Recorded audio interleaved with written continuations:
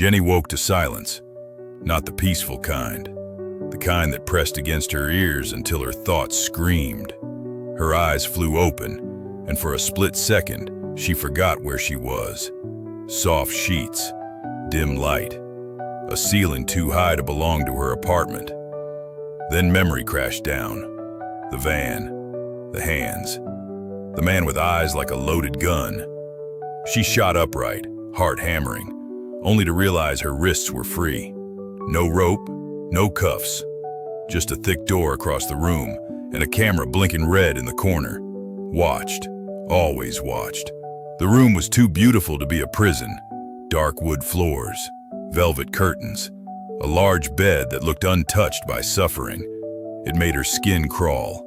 Monsters, she realized, loved comfort too. She swung her legs over the side of the bed, testing the ground like it might betray her.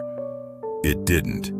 She stood, shaky but determined, and crossed the room. The door didn't budge. Locked. Of course. A tray sat on a table near the window. Food, water, steam still curling from the surface like it had been placed moments ago. "I'm not your pet," she muttered, though her stomach betrayed her with a growl. She didn't touch the food. Instead, she paced, counted steps, measured walls, looked for weaknesses. If she was going to survive this, fear could not be her ruler. The door opened without warning. Jenny spun. Ethan stood there, framed by shadow, dressed in black like he belonged to the darkness more than the light behind him. Two men waited outside, silent, deadly. Her chest tightened. "So," she said, forcing steadiness into her voice, "this is where you keep your trophies?" One of the guards stiffened. Ethan lifted a hand. The guard relaxed instantly. "No," Ethan said calmly. "This is where I keep what matters." The words landed heavier than she expected. He stepped inside and closed the door behind him. The click echoed too loudly. He didn't come closer, didn't threaten, didn't raise his voice. That was worse. "You didn't eat," he observed, glancing at the untouched tray. "I didn't ask to be fed." "You did ask to stay alive," he replied. Her jaw tightened. "You don't get credit for not killing me." For a moment, he said nothing. His gaze swept over her, assessing, not undressing, like he was trying to understand how something so small had disrupted something so large. "You should be screaming," he said finally. "I screamed already. It didn't work. Most people don't stop. Most people aren't me." Something shifted in his eyes. Amusement, curiosity, something far more dangerous. "You don't know who you're dealing with," he said. "I know exactly who you are," she shot back. "A coward who needs innocent people to fight his wars." The room went cold. Ethan took a step forward. Jenny's pulse spiked, but she didn't retreat. "That," he said softly, "was a mistake." "Then punish me," she said, chin lifted. "Do what monsters do." He stopped inches away from her. She could feel him now. Heat, control, restrained violence humming beneath his skin. His hand lifted, and her breath caught. But he brushed past her instead, adjusting the curtain. "I don't hurt people without reason," he said, "and you're not my enemy.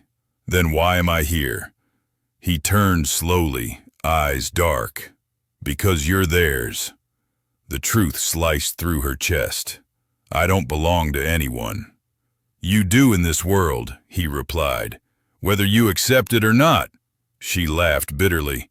"And what world is this? The one where men like you decide who lives and who disappears?" "Yes." The honesty unsettled her more than lies ever could. He moved toward the door.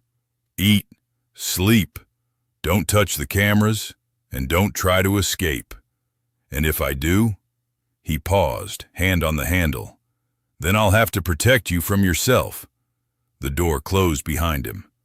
Jenny exhaled shakily and sank onto the bed. She hated him.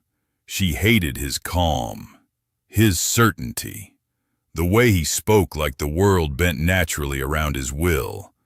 But worse, she hated that part of her that noticed he hadn't threatened her once.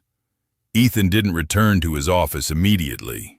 He stood outside her door longer than necessary, jaw clenched, thoughts unraveling in a way they hadn't in years. She was supposed to be leverage, a message, a clean, efficient pressure point. Instead, she was chaos in human form. "She's different," Marco said quietly beside him. Ethan shot him a warning look. "She's trouble," Marco corrected, "the kind that gets men killed." Ethan didn't deny it. "She stays alive," Ethan said. "No exceptions." Marco hesitated. "Boss, leave," Ethan snapped. When he was alone, Ethan closed his eyes. He had built his empire on blood and discipline. He didn't hesitate. He didn't doubt. He didn't feel. And yet, she looked at him like he was already damned. The kind of look that didn't beg for mercy, but dared him to be better. It was unacceptable, dangerous, unforgivable. Ethan opened his eyes, hardening himself. She was just a hostage.